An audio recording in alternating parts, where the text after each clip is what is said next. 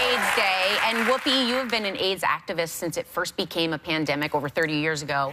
At first, so many people were afraid to be associated with AIDS. So what compelled you to speak out actually early on when people were scared of it? Because I was in Berkeley, California, and in San Francisco, where we had friends, you know, performers, dancers, writers, designers, who suddenly got sick.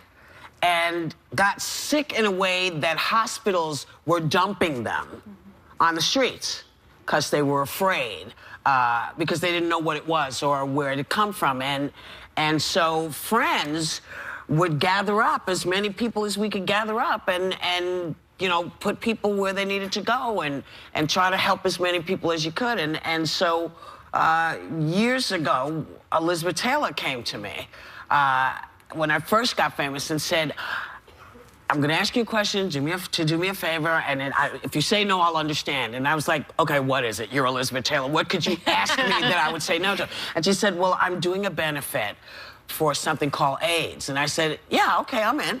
And she's like, wait a minute, did you hear what I said? It's for AIDS. I said, Elizabeth, I'm from I was in San Francisco. We know all about it. Yeah, we're going to do this. And you know, tried very hard to make the government pay attention. You know, folks were marching and saying, and you know, a lot of folks were saying, you know, this is God's wrath. This wasn't God's wrath. This was a pandemic. Well, we have something here for you. Since it is World AIDS Day and you have done such incredible work as an ambassador for the Elizabeth Taylor AIDS Foundation, we have a surprise for you. Take a look. It's not going away. In the world, there's a pandemic. In our, you know, little area, it just keeps getting worse, and the numbers keep increasing. So it's, you know, anything we can do to fight it. Hey, Whoopi, I just wanted to leave you a message, my fellow ambassador for the Elizabeth Taylor AIDS Foundation. I wanted to thank you. I wanted to say that even though you and Elizabeth had an amazing friendship, that the thing you shared most, importantly, I feel, was the work that you took up in the 80s.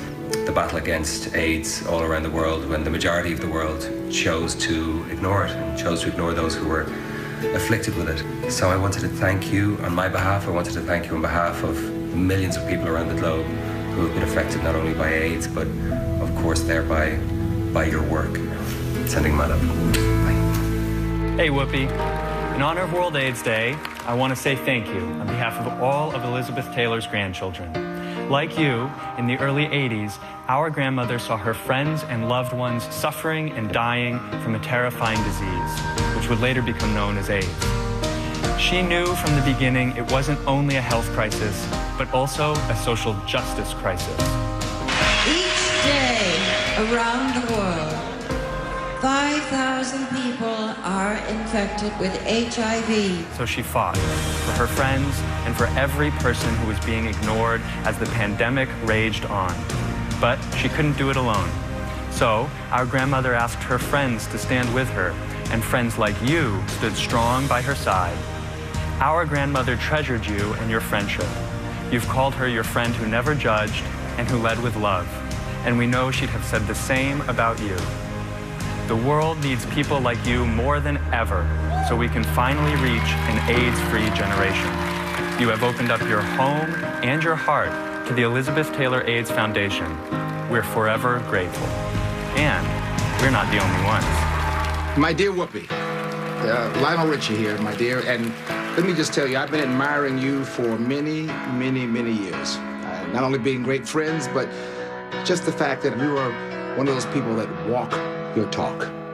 And you spoke up for voices that were silent, for people who were in need. You've been in the forefront of the movements of the world. I am here to hug and kiss you and to adore you with all the rest of those wonderful people there with you, to tell you how much we love you, how much we appreciate you and your voice. God bless you, my dear. Hi, Whoopi. It's Elton, and I'm so glad to be a part of this surprise. You and I knew Elizabeth Taylor very well. She was an unstoppable force, a champion in the fight against AIDS. She refused to sit on her hands and bite her tongue when so many others around her did. But you, my angel, my extraordinary friend, you stood up. You stood with Elizabeth and lent your voice to the fight when no one else would. I cannot think of anyone more deserving of this award than you. and it's an honor to present you with the Elizabeth Taylor Legacy Award. I'm so proud of you, and I know Elizabeth would be too. I love you. Congratulations.